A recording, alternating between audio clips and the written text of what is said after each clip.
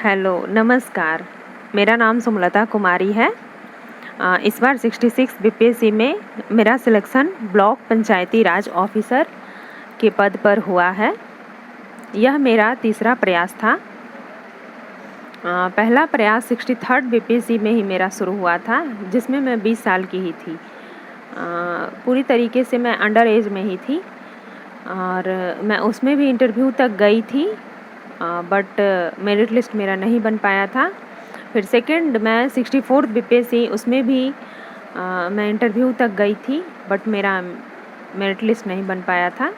65th BPSC में मेरा prelims नहीं हो पाया था और 66 बीपीएससी में मेरा बीपीआरओ ब्लॉक पंचायती राज ऑफिसर के पद पर चयन हुआ है। मेरी जर्नी की शुरुआत 2016 ईस्वी में ग्रेजुएशन करने के बाद शुरू हुई थी।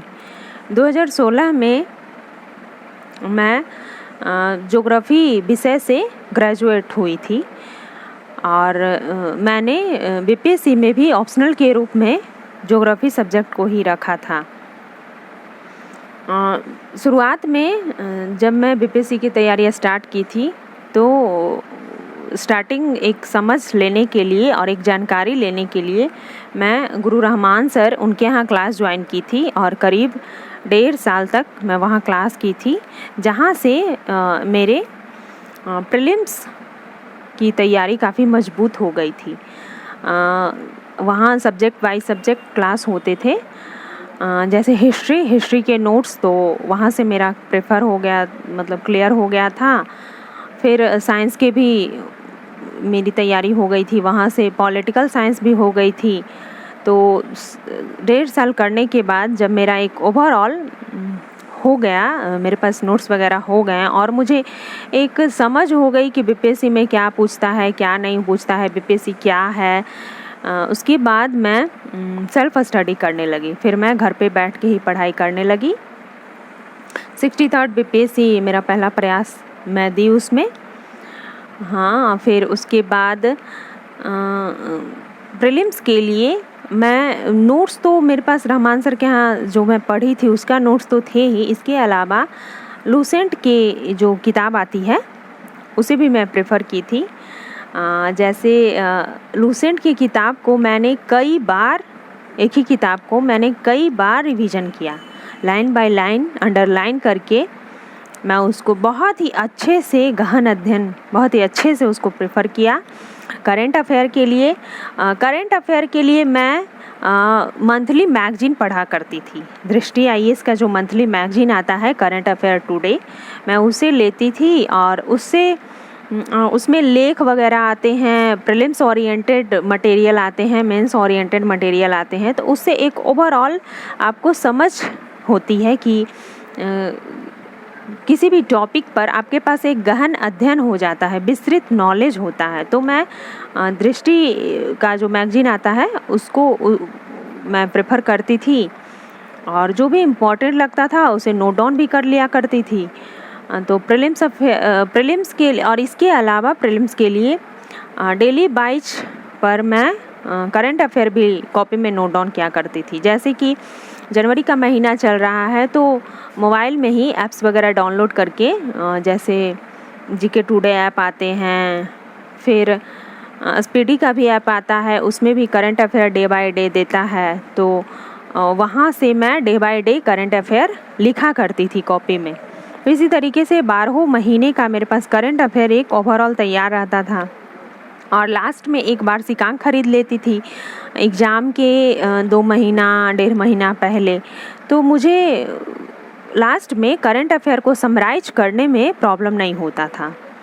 इसके अलावा मैं डेली जो करंट ये न्यूज़पेपर वगैरह आते हैं तो न्यूज़पेपर को भी कवर करती थी, पढ़ा करती थी, उस पर भी नज़र रखती थी। फिर संसद टीवी के जो चैनल है संसद टीवी, उसका न्यूज़ मैं सुना करती थी।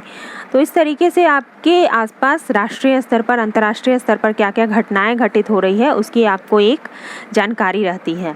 तो करंट अफेयर इस तरीके से तैयार करती थी।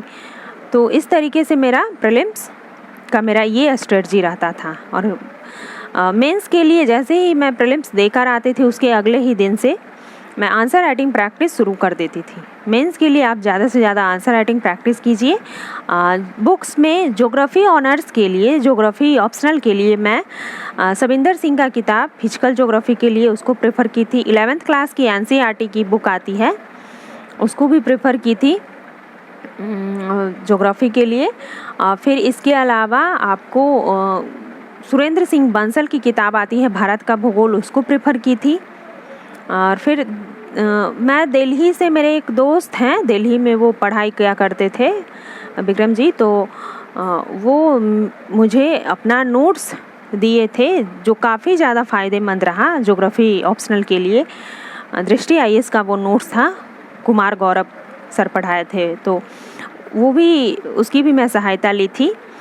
और इसके अलावा आप माजिद हुसैन की किताब आती है, उसको भी मैं प्रेफर की थी ज्योग्राफिकल थॉट्स के लिए, फिर इसके लिए मानव भूगोल के लिए। तो इस तरीके से आर्थिक भूगोल की भी किताब आती है, तो मैं ये बुक्स वगैरह आर्थिक भूगोल, पॉलिटिकल ज्योग्राफी, इसके लिए भी मैं बुक्स, संसाधन भूगोल मैं रखे रहती थी। जहाँ भी फंसती थी मैं उस बुक को हेल्प लिया करती थी। और इसके अलावा मैं 2017 के आसपास ही सुनील सर के यहाँ एक क्लास की थी। सुनील सर अशोक राजपथ में पढ़ाते हैं, तो लगभग 1.5 साल का मैं वहाँ पर क्लास की थी, तो मेरे पास वहाँ का भी नोट्स था। तो इन सभी चीज़ों से मुझे काफ़ी सहायता मिला।